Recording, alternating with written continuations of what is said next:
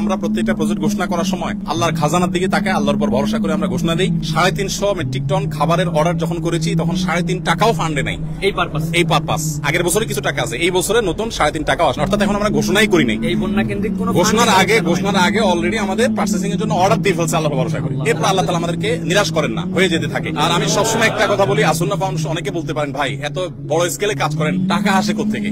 আপনারা অবাক হবেন যে গত 24 ঘন্টায় 3 লক্ষের বেশি ডিলিংস হয়েছে, অর্থাৎ 3 লক্ষের বেশি ট্রানজাকশন হয়েছে।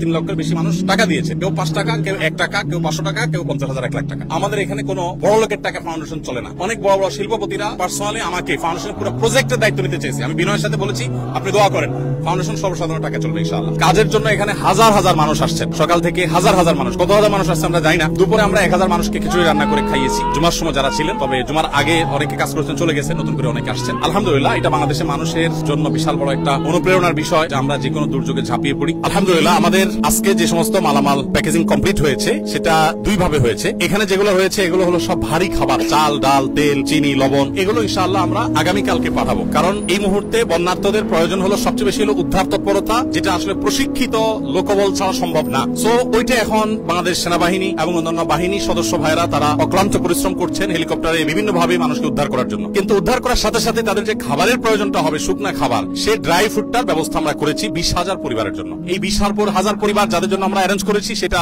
মধ্যে আপনার ছিল হলো খেজুর, চিড়া, চিনি, লবণ। অনেকে বলেন যে ভাই গুড় কেন দিচ্ছেন না, চিনি তো ভালো না। কেউ বলবে যে গুড় দিলে হেলদি। দেখুন, আমরা যে স্কেলে কাজ করি এই স্কেলে গুড় কোথায় পাবো? এত গুড় কে দিবে আমাদেরকে? তো যাই হোক, চিনি এবং লবণ দেওয়া হচ্ছে যাতে করে দরকার হলে তারা প্রয়োজন মাফিক তারা স্যালাইন বানিয়ে নিতে পারে। এবং আজকে সকালে আমাদের 2টা লরি মাল পৌঁছাইছে। এটা মূলত আকিজ বেভারেজ থেকে ওনারা রেডি করে দিয়েছেন 7200 প্লাস প্যাকেট। সেখানে বাচ্চাদের জন্য দুধের একটা প্যাকেট, কত গ্রাম এক্সাক্ট আমার মনে নেই, তারপর 500 গ্রাম করে মুড়ি, 2225 ml এর পানির বোতল।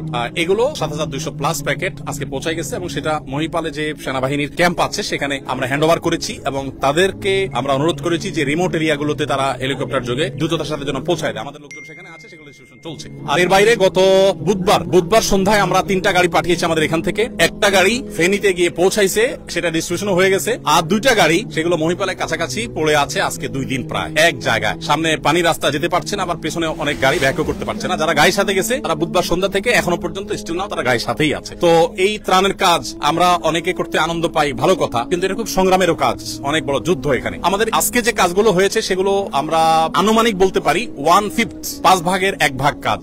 আমরা যে কাজটা করতেছি সেটা হলো আপনার আনুমানিক 700 মেট্রিক টন এখনো পর্যন্ত যেগুলো কেনা হয়ে গেছে। আমরা 500 টনের বেশি কিনেছি কালকে, আজকে আরো কিছু প্লাস করার পর 700 প্লাস হয়েছে। এই 700 প্লাস টন যে মাল আমরা কিনেছি তার হয়তো 5 ভাগের 1 ভাগ পাঠানো হয়েছে বা প্যাকেজিং এর জন্য এখানে আসছে, আর বাকিগুলো কালকে আসবে, পরশু আসবে ধাপে ধাপে, এবং এইটা হয়তো আরো 200-300 বা 400 টনে রূপান্তর হবে ইনশাআল্লাহ বিসমিল্লাহ। এ হলো আপনার ত্রাণের পরিমাণ। লাস্ট কথা, অনেকেই তো আপনি ফিজিক্যালি অনেক জায়গায় ঝাঁপাই পড়ছেন, দেখা গেছে আপনার যাওয়ার কোনো প্ল্যান প্রোগ্রাম এরকম কিছু আছে কিনা অনেকেই জিজ্ঞাসা করতেছেন লাইভে। আমরা যাবো ইনশাআল্লাহ, আমাদের প্ল্যান প্রোগ্রাম আছে, আমরা ইনশাআল্লাহ যাবো। আল্লাহ চাহেন তো আমরা কেন, আরো ওলামা ইকরাম যাবেন, যাওয়া আসার মধ্যে তো থাকতে হবে আমাদের, কারণ এই যে এই ক্ষত শুকাতে অনেক সময় লাগবে।